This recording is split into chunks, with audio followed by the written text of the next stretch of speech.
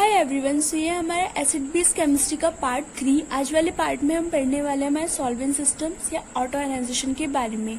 हमारे जितने भी सॉल्वेंट्स होते हैं जैसे H2O, SO2 या फिर लिक्विड HF, NH3, ये सब क्या करता है, ऑटो आयनाइज हो जाता है। क्या मतलब वो ऑटो आयनाइजेशन का कि अपने आयंस में डिसोसिएट हो जाते हैं। जैसे H2O को अगर हम देखें तो H2O H+ और OH आयन में डिसोसिएट हो सकता है, तो इसे क्या कहते हैं, ऑटो आयनाइजेशन। अब हम कैसे पता लगाएंगे कि जितने भी हमारे सॉल्वेंट्स हैं उनमें कौन सी स्पीसीज बेस की तरह एक्ट कर रही है या कौन सी स्पीसीज एसिड की तरह एक्ट कर रही है। तो आज हमें वही सब देखना है। तो स्टार्ट करते हैं अपना solvent system and auto ionization. हम लिख सकते हैं कि एवरी सॉल्वेंट्स अंडरगो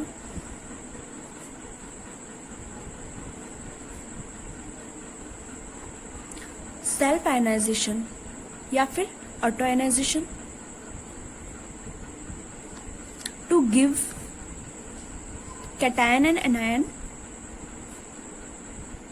हमें पता है ना, अगर हम एक रिएक्शन लिखें, जैसे हम सबसे सिंपल ले लेते हैं H2O की, तो अगर वो उसका आयोनाइजेशन कराएं तो क्या बनेगा, H+ OH माइनस, मतलब एक कैटायनिक पार्ट एक एनायनिक पार्ट। अगर हम इसी तरीके से NH3 लें तो NH3 के क्या बनेगा, यहाँ पे बन जाएगा H+ NH2 माइनस। अगर हम फर्दर NH3 की रिएक्शन H+ से कराएं, जैसे क्योंकि हमारे अगर सॉल्वेंट में अभी भी H+ प्रेजेंट है तो वो रिएक्शन करेगा, तो क्या बनेगा, ये NH4 पॉजिटिव। तो ये क्या हुआ, ये सिस्टम का एनायनिक पार्ट हुआ, और NH4+ और H+ क्या हुआ, सिस्टम्स के कैटायनिक पार्ट्स हुए। तो हमें देखना होगा कि एसिड और बेस किस तरीके से कहलाते हैं। तो हम एसिड्स के लिए लिख सकते हैं the species that give solvent cation when dissolved in a particular solvent is called the acid। का क्या मीनिंग हुआ इसका कि अगर हम किसी पर्टिकुलर सॉल्वेंट में किसी सब्सटेंस को डिसॉल्व कराए और वो उस सॉल्वेंट का कैटायनिक पार्ट दे तो वो क्या कहलाएगा, हमारा एसिड कहलाएगा। या हम कह सकते हैं और the substance that increase the concentration of cationic parts, the concentration of solvent cation is called the acids.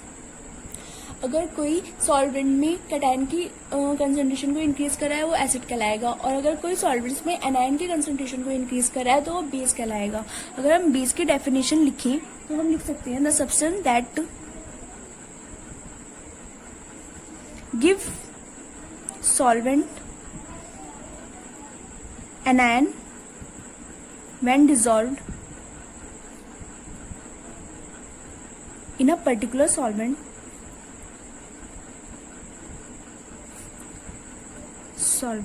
or that increase the concentration of solvent anion। तो सिंपल सी बात है, जो भी कैटायन की कंसंट्रेशन इंक्रीज करेगा वो एसिड कहलाएगा, और जो भी एनायन की कंसंट्रेशन इंक्रीज करेगा वो कहलाएगा हमारा बेस। अब हम स्टार्ट करते हैं अपने सिस्टम से। सबसे पहला हम सॉल्वेंट लेंगे हमारा H2O। हमने H2O ले लिया। अब हम H2O को आयनाइज कराएं तो हमें क्या मिलेगा, H+ OH माइनस।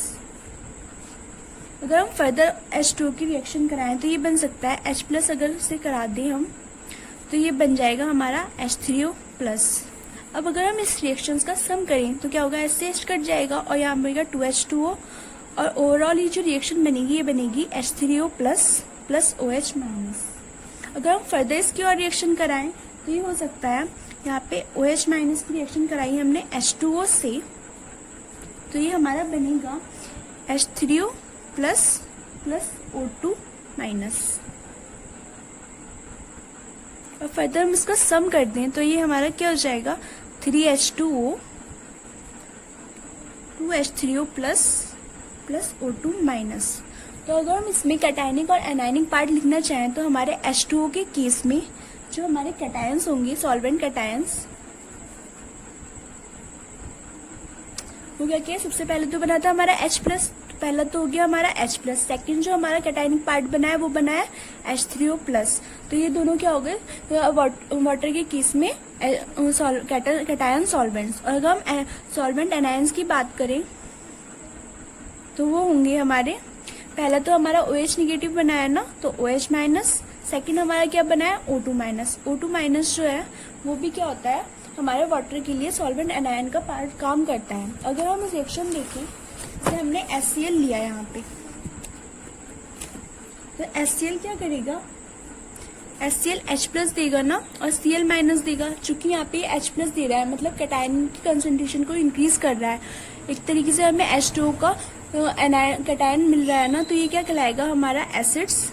और अगर हम NaOH की बात करें वाटर में एज अ सॉल्वेंट ली वाटर को, तो ये बनाएगा Na plus plus OH minus. चूंकि OH आयन की कंसंट्रेशन इंक्रीज कर रहा है तो ये क्या होगा हमारा बेस। सेकेंड हम लेते हैं अपना सॉल्वेंट सिस्टम NH3। अगर हम इसका सेल्फ आयोनाइजेशन दिखाएं तो रिएक्शन कुछ इस तरीके से होंगी हमारी। NH3 आयोनाइज बना के देगा H plus plus NH2 minus. फिर ये अगर हम फर्दर रिएक्शन कराएंगे NH3 की H प्लस से, तो ये बनाएगा हमारा NH4 पॉजिटिव। अगर ओवरऑल रिएक्शन देखें तो हमारा बनेगा 2NH3 NH4 plus plus NH2 minus. अगर हम और अगर रिएक्शन कराएं फर्दर इसकी, तो हमने क्या करा यहाँ पे NH3 प्लस NH2 से रिएक्शन कराई, तो हमारा बनेगा कुछ NH4 प्लस प्लस NH अब के 2 माइनस का चार्ज आएगा। फर्दर रिएक्शन कराने पे क्या होगा, NH2 से NH2 कैंसिल, 3NH3 और ये बन जाएगा हमारा 2NH4 plus plus NH2 minus. अगर हम एक बार और इसके आगे रिएक्शन कराएं तो NH2 माइनस प्लस NH3, तो ये बनेगा हमारा NH4 plus plus N3 minus. और टोटल आखिर में हमें मिल जाएगा हमारा 4NH3 thrice NH4 plus plus N3 minus. तो अगर हम देखें इसमें cationic part in case of NH3, तो क्या हुआ, सबसे पहला तो हमें H प्लस ही मिला है, देन NH4 प्लस।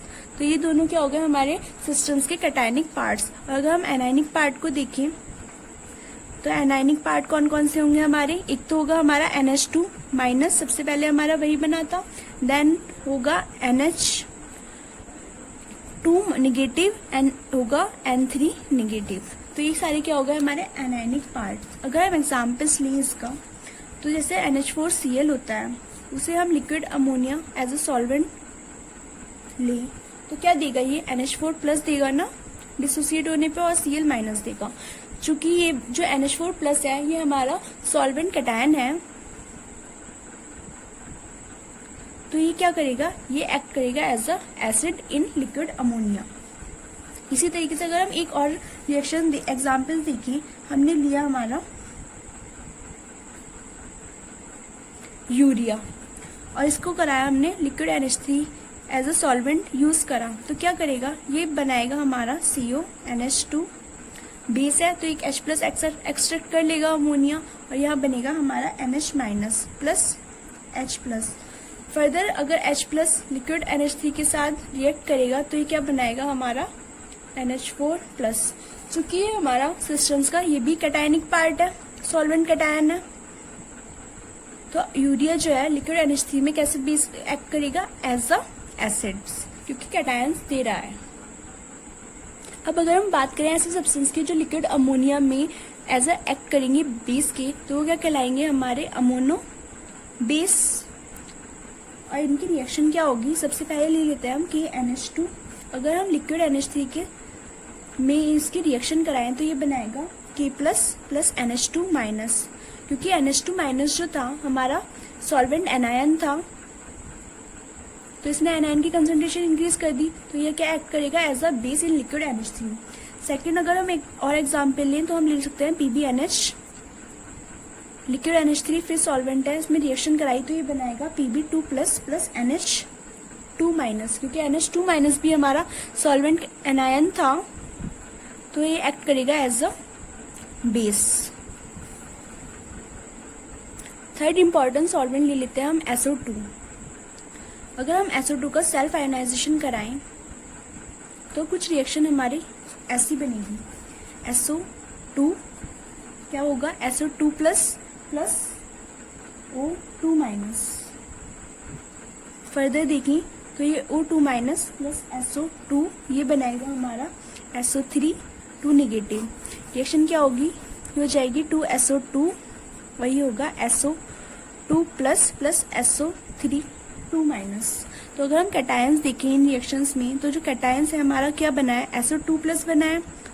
तो जो भी SO2 प्लस देगा सॉल्वेंट अगर सॉल्वेंट हमारा SO2 हो तो वो क्या कहलाएगा, हमारा एसिड्स। और एनायंस जो पार्ट्स हैं हमारे वो क्या है, O2 माइनस से एक O2 माइनस बनाता और एक बनाता हमारा SO3 2 माइनस।